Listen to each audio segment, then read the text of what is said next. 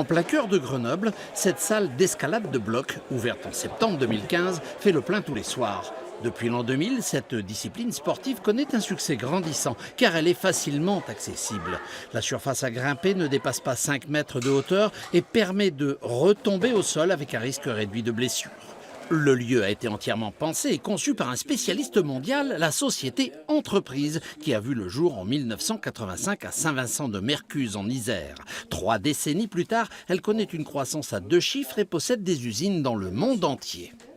4 usines avec 560 collaborateurs de par le monde et un marché mondial avec plus de 7000 murs équipés aujourd'hui à travers le monde.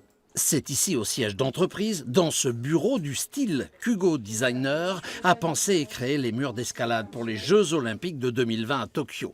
Il lui a fallu respecter un cahier des charges très précis. Il y avait évidemment beaucoup de contraintes techniques en termes d'escalade, en termes d'inclinaison des panneaux, etc. Donc moi, l'intérêt, ça a été de coordonner un peu tout ça entre leurs attentes de difficulté et d'inclinaison face au design et quelque chose d'un peu esthétique que j'ai essayé de rentrer là-dedans.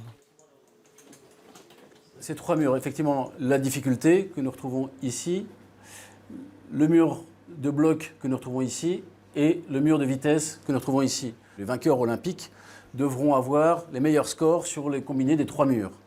La force d'Entreprise, c'est son expérience de leader mondial et sa polyvalence. La société peut concevoir et installer des murs destinés tant aux épreuves sportives que ludiques. Son autre spécialité, ce sont les prises façonnées maison. L'inspiration, ça peut venir de différentes formes, de ce qui nous entoure. Bien sûr, la nature, parce que la grimpe, c'est un sport qui vient à la base de l'extérieur. L'univers urbain, de plus en plus, ça peut être l'art aussi. Les murs des JO de Tokyo sont en cours de conception. Ils seront installés sur place en mars 2020 pour les derniers tests grandeur nature.